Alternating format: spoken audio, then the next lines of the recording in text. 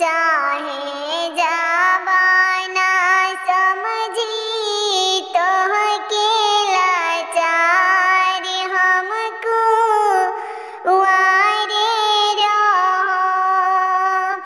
लइका के पापा मांगे 10 लाख की गाड़ी हमको वारे रहो।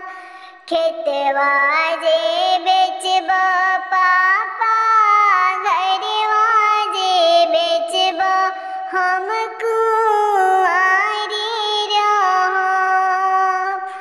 हमको वारे रहो। चाहे जा